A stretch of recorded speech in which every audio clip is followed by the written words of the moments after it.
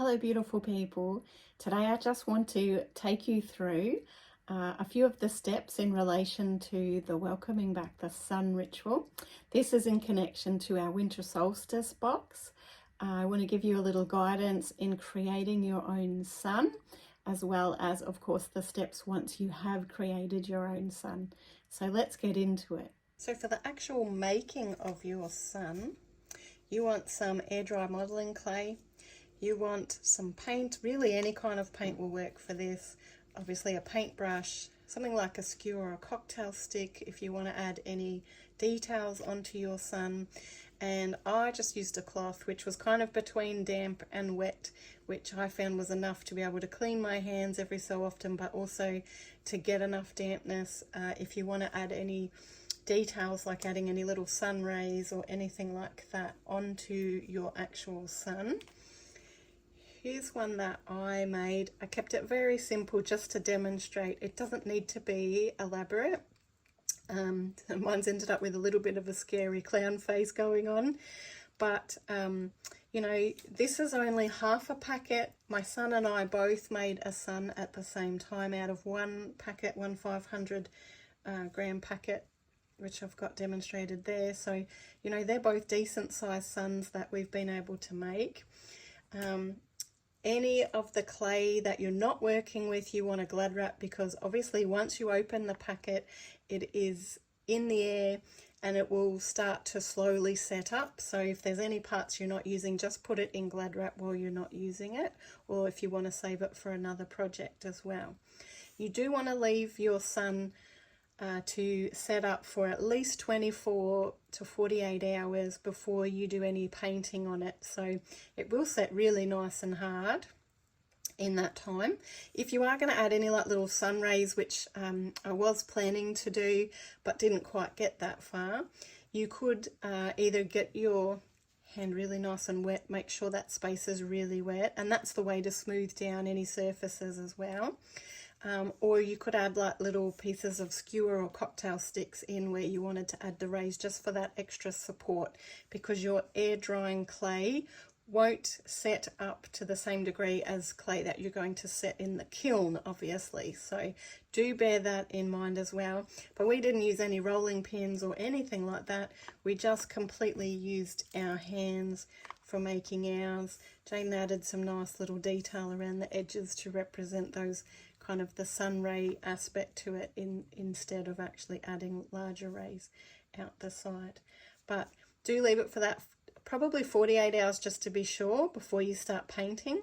But the paint will go on really easily. You can use as many or as few colors as you want, and as I said, add whatever details that you like. It's really, this is your space to be really creative and create yourself a lovely centerpiece. Then once you have created your sun and he's dried, and of course it is winter solstice, that's when you want to dress your altar to represent winter solstice. Whatever way you feel happy, feel that represents winter solstice. And your sun, of course, wants to be front and center of your altar itself. We want to use a tea light candle set up in front of your sun. You might like to use a smaller one so that you kind of more light up his face. I just had one of the longer lasting ones that was handy.